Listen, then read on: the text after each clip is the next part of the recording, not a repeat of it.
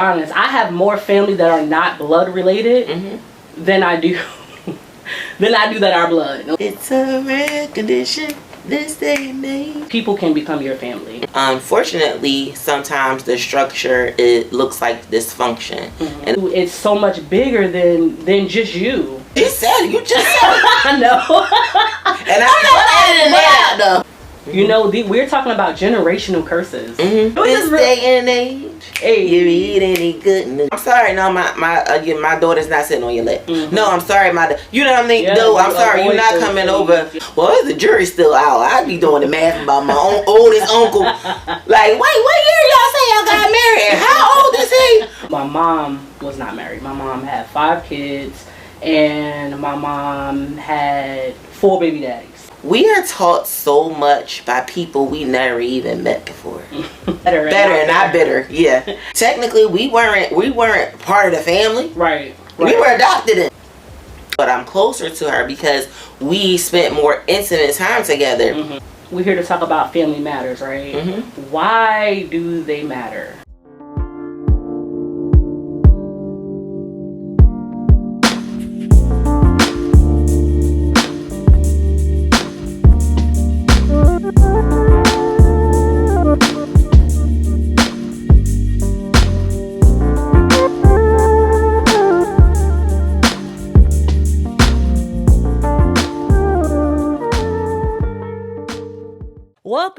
Welcome. This is another episode of The Glow Up, where we are here and we're here to have a conversation with you.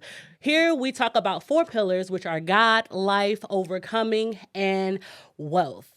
Today's topic is going to be family matters. But before we dive into the conversation, go ahead and hit that subscribe button. Go ahead, follow us. Go ahead, we'll give you about 10 seconds. Go ahead. You have 2 seconds. Because you should have been following us. Follow us, and while you're following us, go ahead and go over to Instagram and make sure that you follow our Instagram account. That is the Glow Up Podcast.now or the Glow Up dot now. Okay. The Glow Up dot now. Go ahead and follow us. Go ahead. Yeah. Again, welcome to this episode. My girl, what? My name is QB, and this is our beautiful co-host. I'm Sky, the butterfly. Yes, and we are here to have another conversation with you. This topic for this week is called Family Matters. It's a rare condition. She don't remember the song, y'all. I do. It was just random. It was this just day and age. Hey, you eat any good news. Hey, are we gonna get like banned? Like, is that a copyright thing? We do not own the rights to that song. Okay, we do not. All right. So before we dive into this video, to the whole conversation about family matters, let's just get to the basic of family and family structure. And let's take an account of basically what the Bible says about family structure. I have here the foundation of family according to what the Bible says in Genesis 2:24. It states that, therefore, a man shall leave his father and his mother and hold fast to his wife, and they shall become one flesh. So this means that Christ should be the head, right? And the father should be under Christ. And then the mother should, be under Christ and the father, and then so the children shall be next and be under. How do you feel about that? Even though it's biblical, how do you, feel about that in today's society, about that family structure? How do I feel about it? Yeah. I don't think I necessarily have feelings about it. I think that it's been kind of ingrained into tradition for me. And it was just something I've accepted as just the natural progression and the tradition of life.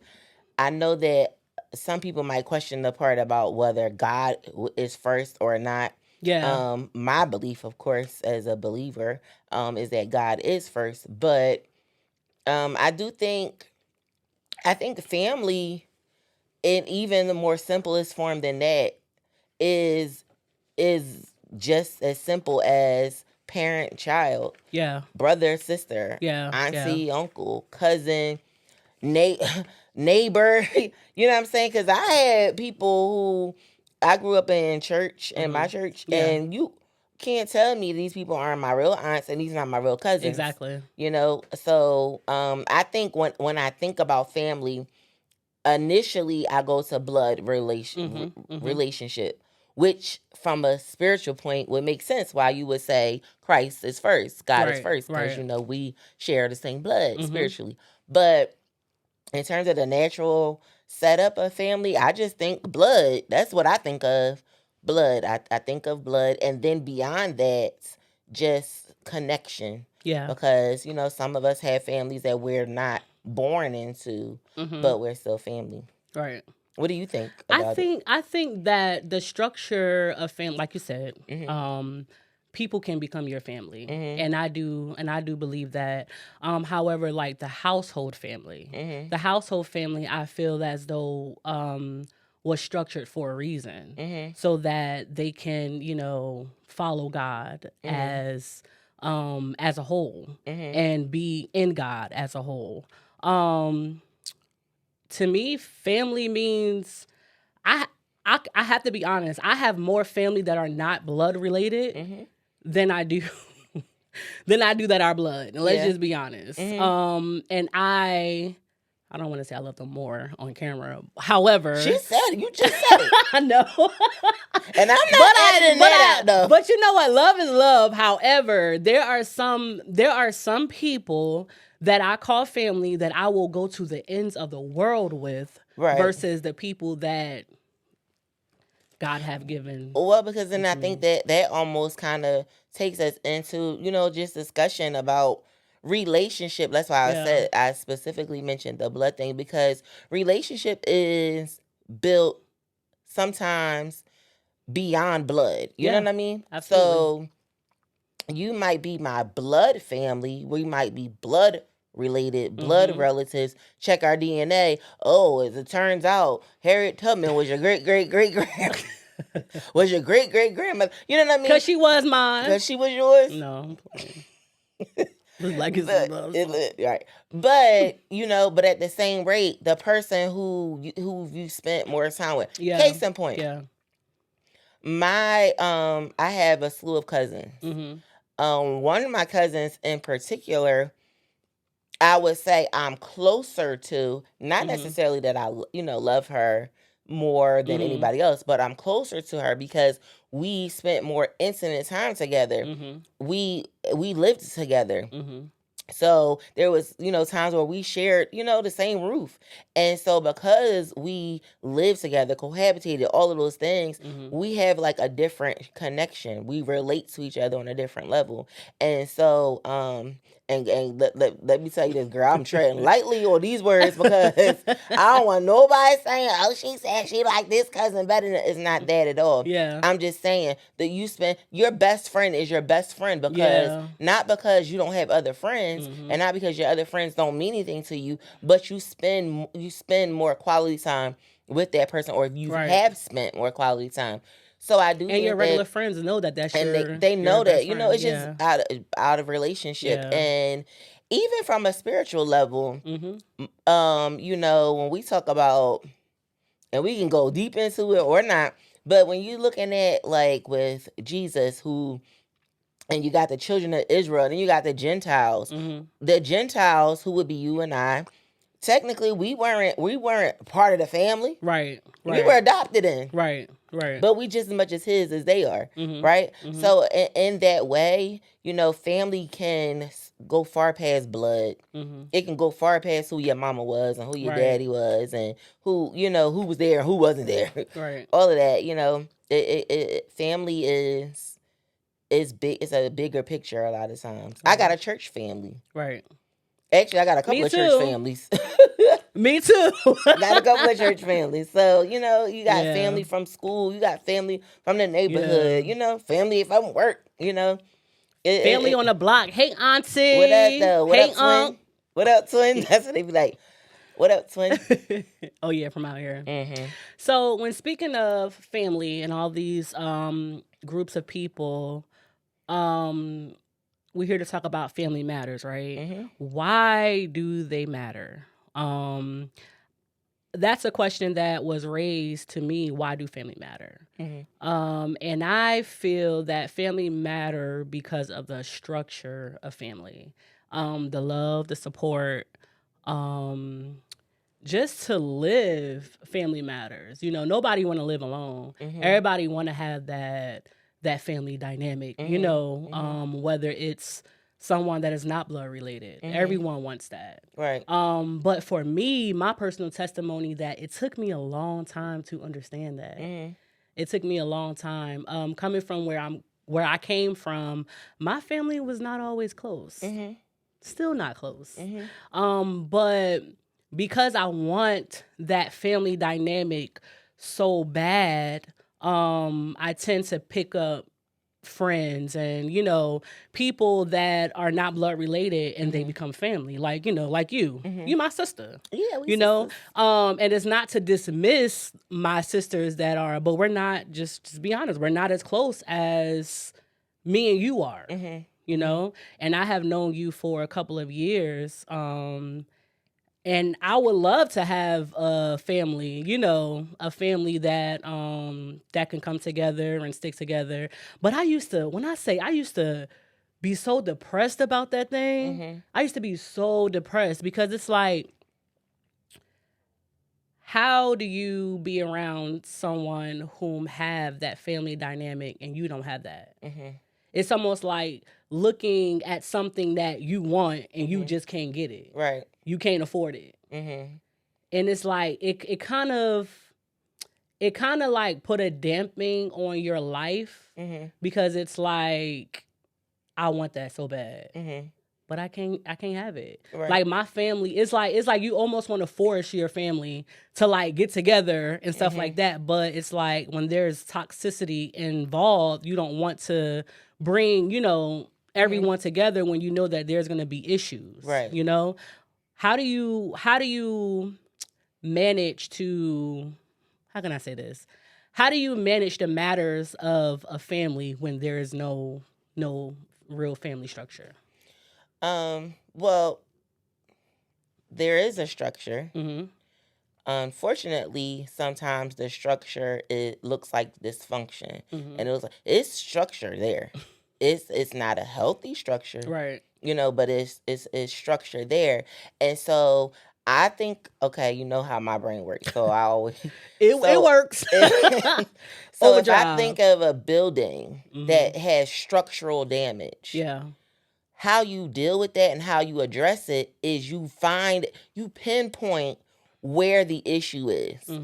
There's structural damage to this. Okay, it's at the foundation. Okay, it's the side, the siding, the walls are tumbling. Whatever it may be, you have to pinpoint. So how do you deal with those matters? You look at, where's the structural damage. Did it start? What did it come from? Grandmom and grandpa.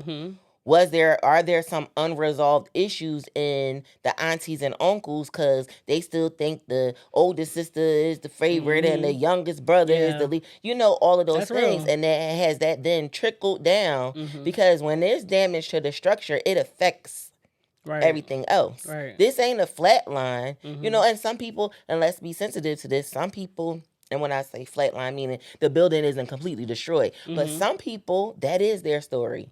Some people will say, I don't even know who I belong to. I was, when I came to know that the world existed, I was inside an orphanage, or I was in, children's services, all those things, and they feel like they don't have any connection. But when you do know who your family is, it's, to me, when there's a breakdown, when there's a matter that needs to be addressed, you have to pinpoint what it is. I think sometimes we spin our wheels just dealing with the surface.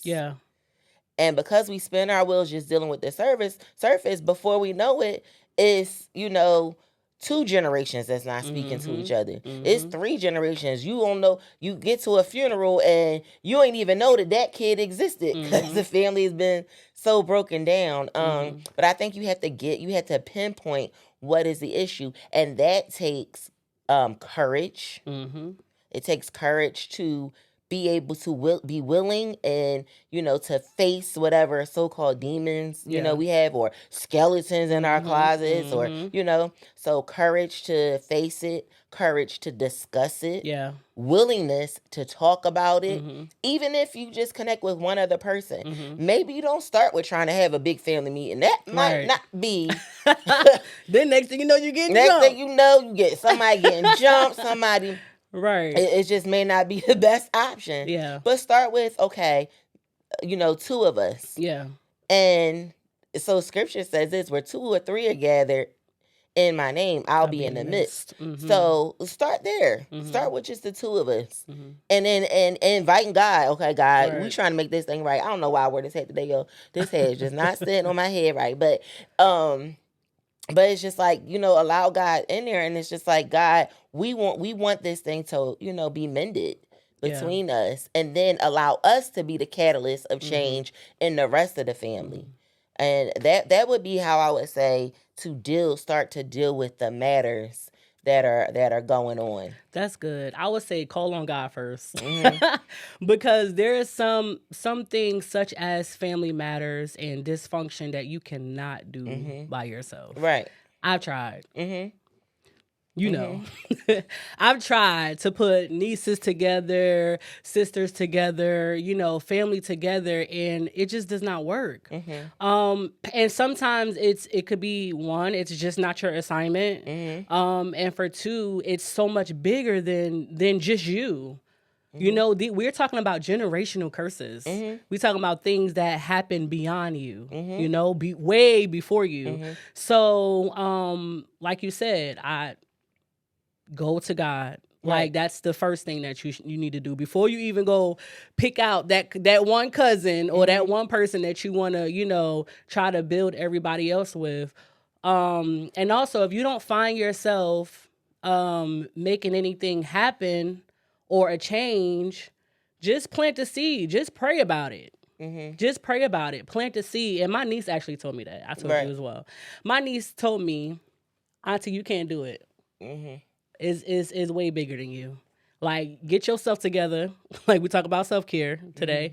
Get yourself together and then allow God to do the rest. You planted the seed. Right. All you have to do is just keep going, move forward. Yeah. And allow God to, Yeah, because it's been said, be the change you want to see. Absolutely. So, sometimes, especially if you are the person in a more even like spiritually mature or in a more emotionally healthy space, to just say, okay, well, what I'm going to do is I'm going to call Granny, or I'm going to send a text message to cousin so-and-so that nobody's talking to.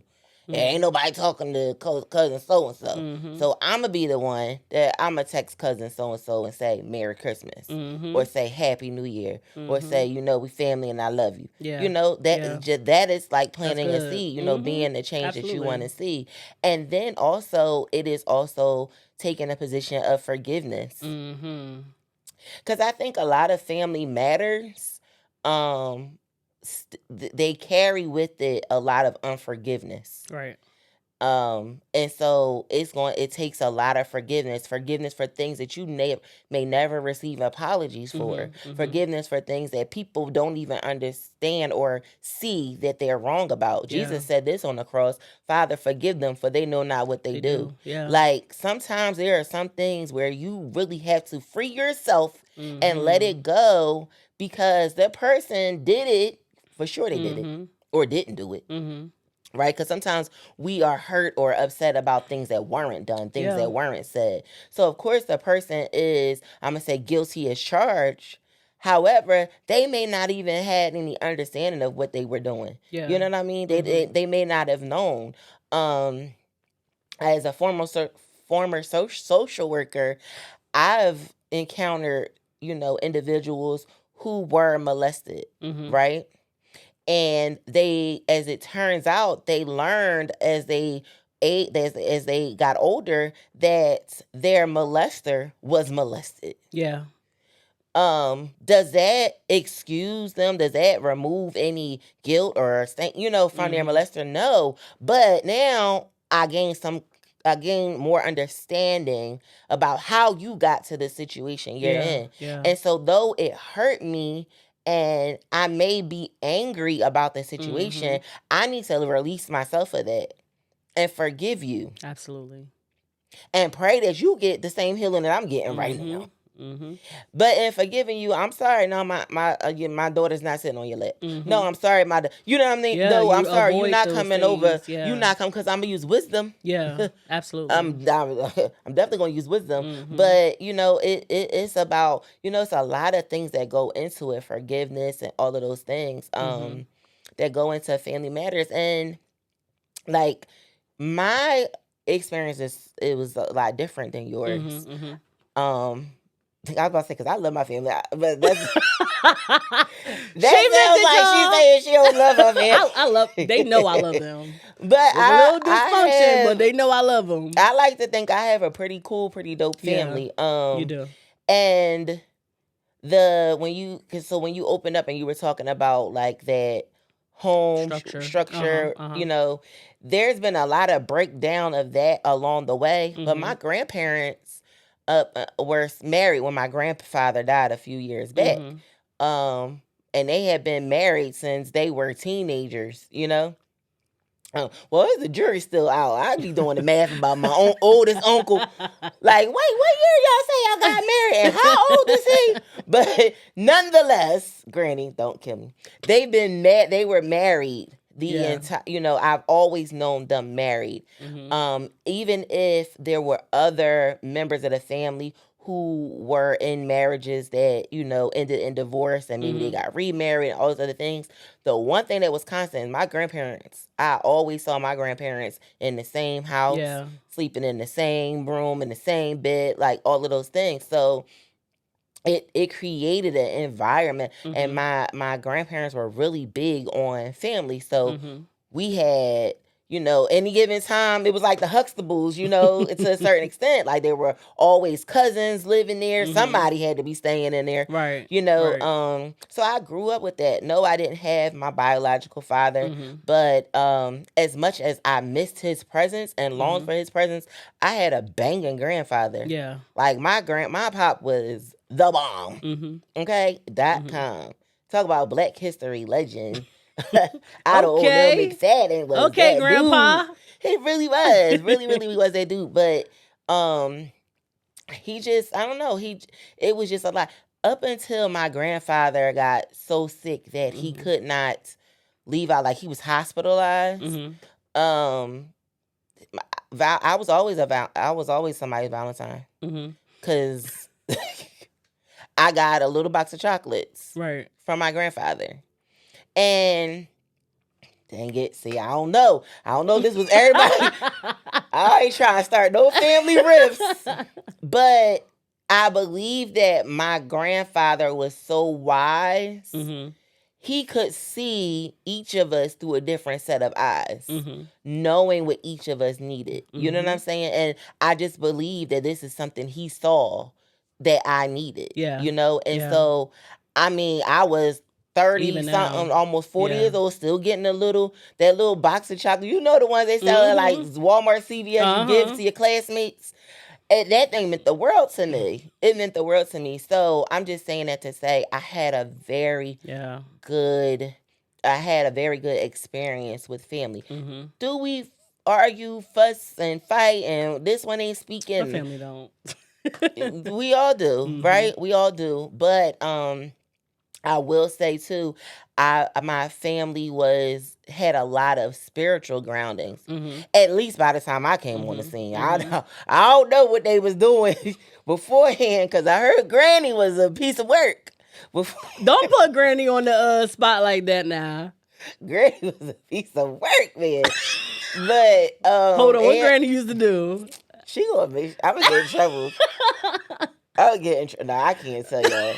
But Granny was about her coin. She was about her money. Yeah, my pop was a piece of work too. But I grew up in church. I grew up with very like deeply rooted spiritual roots, and I was taken to church, and I just remember this was a family thing, you know. Me and my mom went, but I saw my aunts in church. I saw my grandma in church. My grandfather didn't go to church. He later did and got saved, became a deacon, all that stuff. But it still was just a good family experience. Like, I remember going, I had an aunt that lived in Wichita. I remember spending summers there with her and my cousins. I remember that, going on trips to Wildwood, New Jersey, and taking my other cousin. New Jersey, what up? with us. So it's like, I don't have the experience of having trauma, and I think sometimes we only highlight that. You know, when we talk about family matters, it sounds like it holds like a negative connotation at times. But the matters of my family was love. You know, the matter that's the matters of my family, and I'm blessed to say that, you know, because not everybody has that experience, and so much so that it feels foreign to me, or at least it felt foreign to me to encounter people, and it's like, y'all family don't talk. Huh? Like, that wasn't my experience. So, are you comfortable at all with digging or sharing like more about your family story? Like, what would you say was the breakdown, or what would you say is at the root of your family matters? I would say definitely love. I think love, and this is why I say that that family structure does matter, because it's a difference in which, you know, you were raised, and it avoids dysfunction and toxicity, because I had to go through a lot, okay, to be who I am right now. My mom, I'll start from my grandmother. My grandmother, she was married. My mom was not married. My mom had 5 kids, and my mom had 4 baby daddies. And I've never seen a marriage. My mom was on drugs when I was younger. Of course, she had some of her sober days, but she was mostly on drugs. I didn't know my father until I was about 23 years old. Wow. My other siblings, they knew their dads, but there was like a disconnect. So my mom wasn't married. My mom was on drugs. My dad was non-existent until I was 23. And it kind of caused this riffraff with siblings, you know? And it's not like, how can you say? It's not like a dysfunction and, oh, we don't talk to each other. Is a disconnect when it comes to love, you know, when it comes to God, because it's like, although we are all in faith, it just feels like a disconnect because we don't speak to each other every day. We don't say I love you. You know, we didn't grow up in that household with that structure that teaches us, hey, keep God first. Love on each other. No matter what, stay together. You know what I'm saying? Like, we didn't have that. So growing up, it was kind of hard for me to and I'll say me because I'll take accountability for myself. It was kind of hard for me to stay in touch with my siblings because it's like, okay, they have their own families. I have to get mine. Like, I have to. It's almost like, all right, we were a family. Now everybody's split and they're doing their own thing. So that's like the basic of, you know, dysfunction. When it came down to my siblings growing up, me and, you know, my sisters and my brother, we don't know how to stay connected because we never had that foundation of staying connected to each other. Okay. So all I know is how to stay connected to God, and God allows me to love on them despite of. Now, that's interesting because we say we don't, so it doesn't seem as though you have a problem connecting. Now. So is this something that you and your siblings are working on now? Yeah, like, okay. I reach out. I even remember, I think I told you this too, but telling you guys, I even reached out to my nieces. Girl, I'm the only one out of my mom kids that don't have kids. I have Mhm. about 16 nieces and 5 nephews. Oh, wow. Is it 5? Yes, Mhm. about 5 nephews. So it's like you said earlier, when I realized the foundation, right? Being in God, I just love God. But being in God will allow you to see these things, right? Because it's like you can't move forward in God and wanting to help other people out when your foundation is unbalanced. So I had to go to the root of it. And basically I know the root of it. It's love. Like it's love, support. We haven't seen it. My mom kids have not seen that type of love from her. So we don't know how to love on each other. So it trickles down to the kids. Now the kids don't know how to love each other. So it's like I had to like literally go back and say, hey, it's gonna stop here. It has to stop here because there's no way, even though I don't have kids of my own, I love all of my nieces as if they were mine and my nephews, and they know that. So I cannot sit here and continue to, hey, it's me, I'm doing this and I'm doing this and I'm accomplishing this in my life and I'm doing this and I'm making money and, you know, I'm this person and I'm that. And then I'm looking at my nieces and they struggling. And I'm looking at my brother and my sisters and they have nothing. That doesn't make me feel good at all. Because I know that regardless of the family dynamic and the dysfunction, I still have love for them. Right. And I know that God still have love for them, regardless of what. Right. And I know that regardless of the situation, we're still family. So there has to be some type of breaking of generational curse. It has to be. So you feel like this is a generational curse? Absolutely. Absolutely. How many generations do you see this going back? A lot. I'm curious. I'm all in your business. No, that's good. I think a lot. Even with like speaking to my aunt, shout out to my aunt. I'll say I'm gonna give a shout out to my aunt because despite everything, you know, me being what of the state and me like doing group homes and stuff like that, my aunt was the first one that actually took me in. And I dare not give her, you know, credit or whatever, but I do love my aunt. Everybody know that's my best friend. Like that's my Rolly, that's my second mom. Thank so you, shout out auntie. to you. Shout out to you.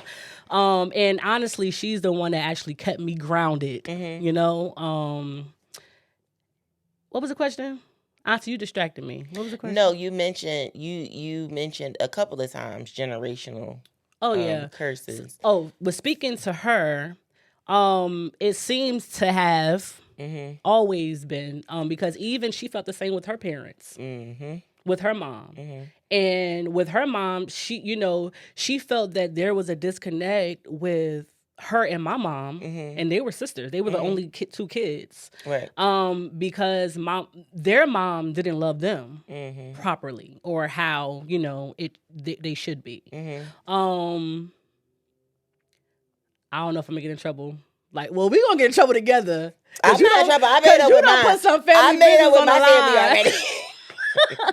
But no, like even like with my aunt and my sister, she always felt like there was a disconnect. And then come to find out that her dad is not her dad. And she found out way after my grandmother passed. Your aunt's dad. My aunt's dad is not the same as my mom. The man she thought was her dad. Yes, is not her dad. Oh, okay. So it's like you know, like it's generational curses. I don't know for sure if my grandmother felt that way with her parents, but I know that from my grandmother, that is. Yeah. It's interesting because we are taught so much by people we never even met before. That blows my mind. It's so amazing to me. Because there are certain dishes that I make. Yeah. That I make it because my mom makes it this way. And my mom makes it this way because my grandma made it this way. And my grandma is making it that way because that's how her mom did it. Yeah. And her mom. So when I make this dish, I'm actually making it like my great-great-great-grandmother, right? And this is somebody I never even met before, but here I am carrying on some behavior or some action of hers. Mm-hmm. Well, if that is possible, but could it be then that the toxic way that I love could be something that I saw my mom doing, learned silently, or saw, and she may have gotten it from something she saw her dad doing, who got from something he saw his grandmother doing, and so I do think here comes that finding out the structural. Where is the structural damage? Where is it? What happened? What is causing? What's causing this structural damage? What is the root cause of it? And that goes back. So, like I said, it takes conversation. Absolutely. It takes being willing to have the hard conversation, like we talked about, right?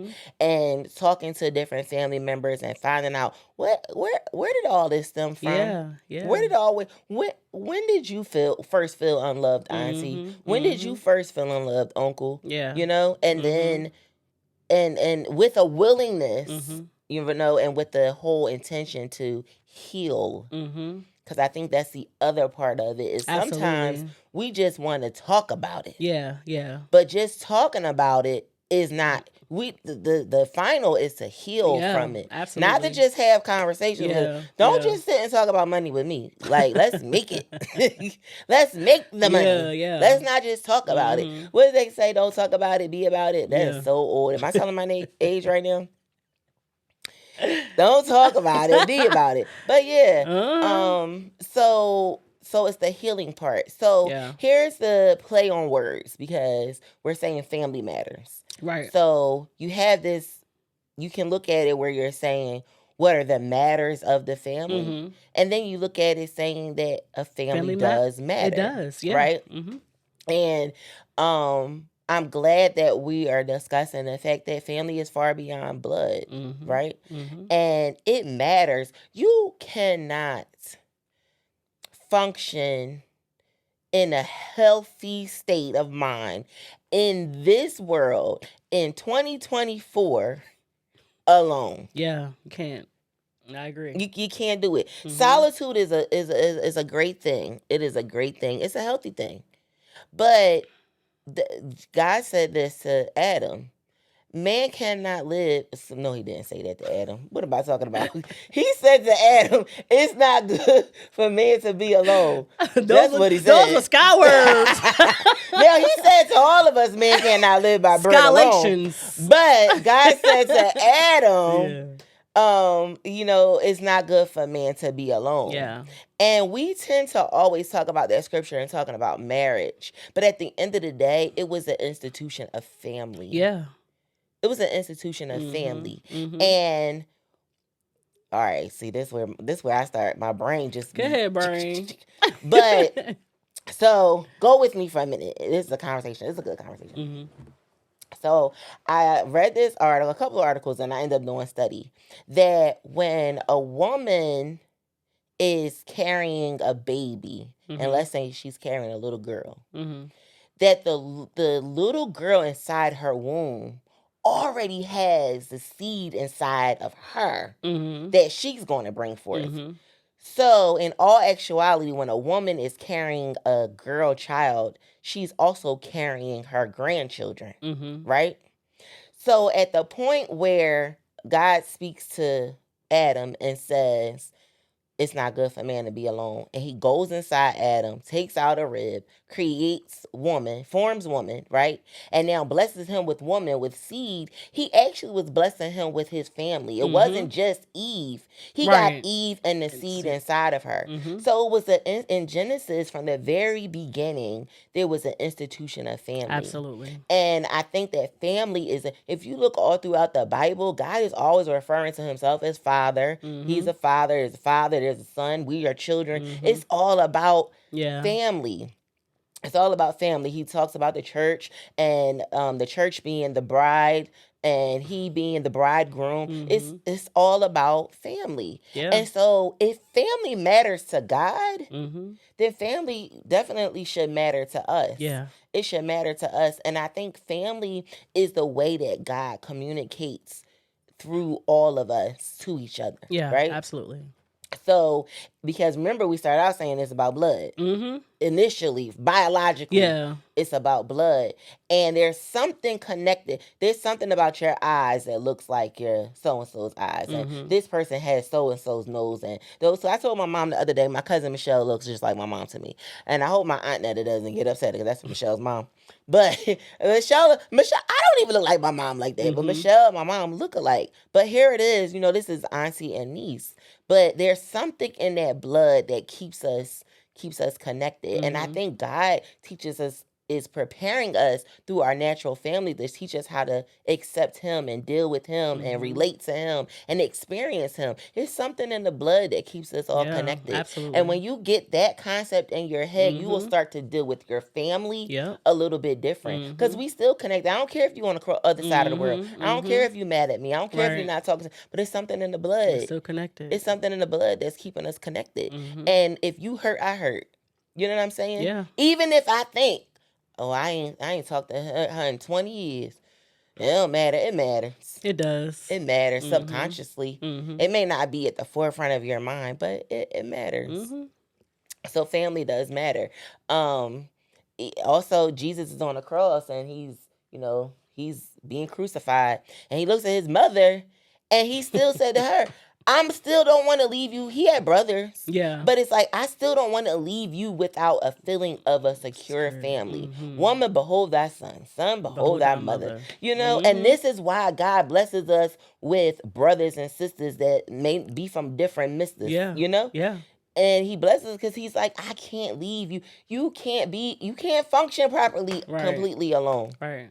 I'm going to send you somebody. I don't care if it's the neighbor. I don't care if it's a church leader. I don't care if it was somebody on your job that you connected with, somebody from school that you connect. I'm going to send you somebody because you're going to experience me. When you experience these relationships this way, it helps you better to accept the relationships this way.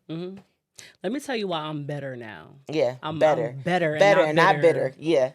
I'm better now is because I never understood that, what you just said, about adopting people, into my life as family. Knowing the things that I have been through, like with my family. You know how like they said that saying like, if you don't have a family, make a family. I forgot how that saying goes. I'm not sure exactly, but okay, yeah. So basically, it's like if you don't come from a family, you create a family, and it's just like back then it was just like, how can I create a family? And in my mind, I'm thinking that it was physically. So, and this me telling on myself, I wanted the child so bad, just so that I can create that family dynamic. And God didn't allow it to happen. I was diagnosed with something called PCOS, where it actually gave me like imbalance of my hormones, where I, girl stuff. And I was not able to conceive. First of all, I wasn't married, okay? But I was never able to conceive. And that thing burned me on the inside. Because it's like, I don't have a family now. I can't produce a family. Now what do I do? Like, I'm alone. I feel alone. So I never really understood that until literally years ago. I want to say about like five years ago, where it's like, family does not always come from the womb. Family can be you and me. Right. Family can be, our engineer, our producer. Shout out to Dreamwave. But family can be whatever you want it to be. Whatever, whoever, you love, or whoever you may come into contact with that God, that have that connection with you. That's family. Yeah. Now, so when a woman is pregnant, right? If she has certain health conditions herself, the doctor will tend to have some concern because there are certain health conditions that once that baby passes through the womb, the birth canal, exchanging of blood, whatever, the baby then can contract or be born with whatever issue or disease, for the sake of this conversation, disease that the mom had. Could it be that there are some children, some seed that God hadn't allowed us to birth because we weren't healed yet? Absolutely. I thank God for that every day now. You know what I'm saying? Absolutely. Because think about what our children, be it our like natural born children or businesses or ministries or projects, just imagine what they could have been born into because they were born through a diseased womb, right? Or just a carrier, a mother, a carrier, because it could be that this is why certain things didn't happen. Now, so here's the hard question: are you healed at this point? Are you healed to the point that if you were to bring forth seed, be it naturally or spiritually, that they wouldn't be contaminated? Now, oh yeah, we good. Yeah, we good. Then, nah, no. So you don't think you have any more family matters? Oh no. Okay. Good. Like in my heart, for you, in my heart, for me, I don't. Good. Are there is there still things that are lingering between other people? Of course. I mean, every family has their going back. But do I have a problem with picking up the phone like, hey, I love you? Just think of absolutely not. Yeah. That's good. And my family know that. Absolutely not. I'll give you the shirt off my back. Yeah. Okay. And that's good, because I think that a lot of I don't think that we always realize how we can continue the cycle when we don't heal, but we keep producing seed. Yeah. That's why the structure matters. Yeah, and like I said, that's far beyond biological, reproduction or family or anything. Just the things that are in us are the things that come out of us. Right? And so when we are pushing things out of our spirit, pushing things out of our bodies, releasing things into the atmosphere, if the inside is messed up, what comes out is going to be, contaminated. So it speaks to the importance of us healing as even members of the family, to heal, so that we become cycle breakers. You know what I mean? And I do, don't get me wrong, I do believe that structure is really, really good. But do I believe that God designed some dysfunction to happen just so that he can show up and show his plan? Absolutely. I designed it or allowed it? Allowed it. I feel like even with like going through dysfunction, like we spoke about Joseph, last episode, some episode ago.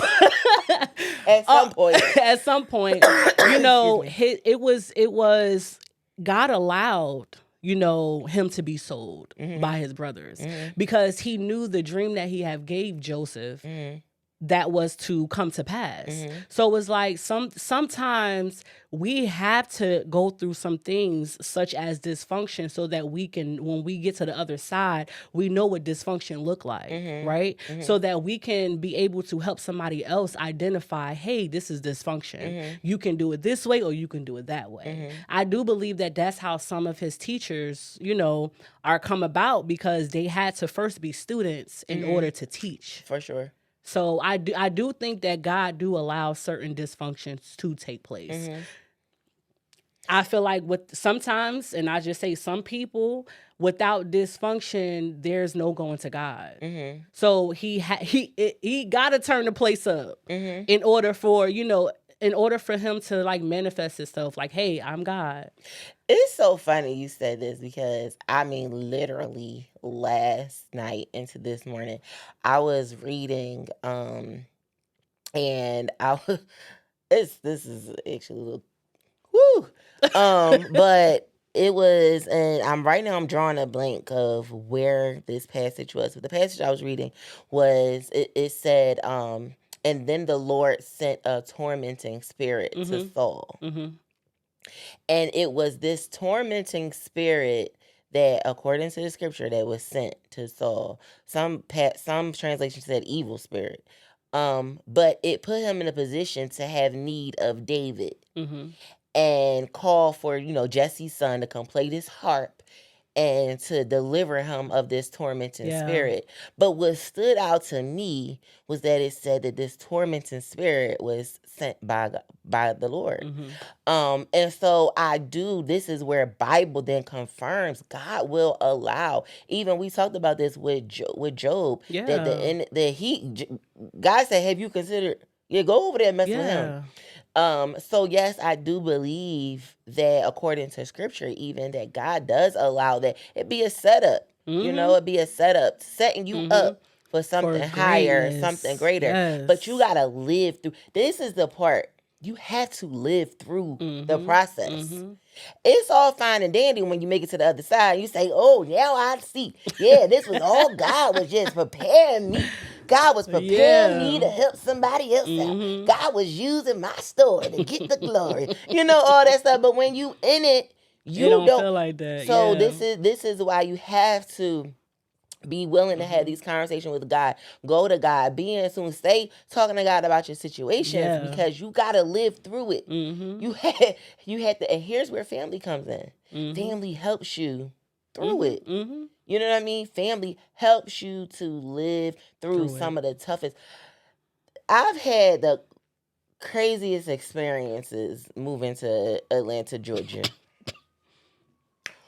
Woo, baby! It's the police sirens that's confirming.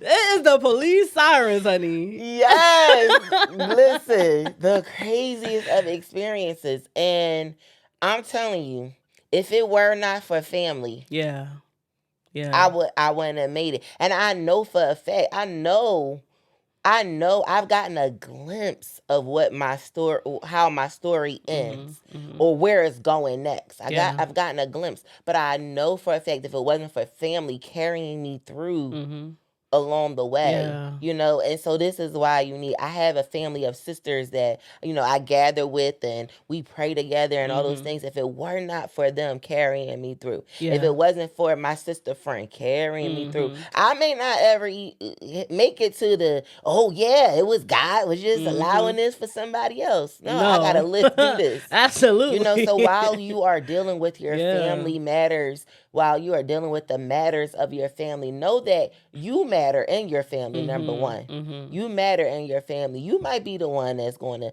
break the curse, the pattern. You might be the one that's going to bring the family from out the hood and send them up the bucket. You might be the one that's going to be the deliverer of your family. You know what I'm saying? So you have to live through it. You have to live through it. But whatever you don't find, where my mother and my father forsake me, whatever you don't get from this way, oh, trust me, he got you. Absolutely.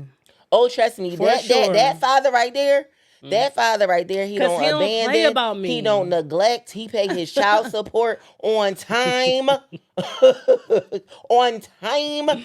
He shows up with gifts. He loves you unconditionally. He does discipline. Okay, you might get a butt whooping, but he a good father. He's a good father. Absolutely. So whatever you've missed out on this way from your natural family, from your blood family, and even from the people around you, you can find all of that in God. You can find it in God. Absolutely. So it's been a good conversation. We can talk all day about family. Cause I know my family gonna be calling me after they see this episode. They gonna be like, what grandma did? Just give us a snippet. My grandma, don't you be going on before you close don't out. Be going on that. It was something about numbers. I don't tell you that. What? What? Hey, that could be so many things. That's all I'm saying, Granny. I ain't telling your business. But yeah, it's been a great conversation, and we thank you guys for tuning in again to the Glow Up. Make sure that you guys tune back in next Tuesday at the same time, 7:00. Thank you for chatting with us. Yeah, absolutely. Thank you for chatting with us. We see y'all making comments. We see you. So we'll see you again. And remember, life begins when you glow up.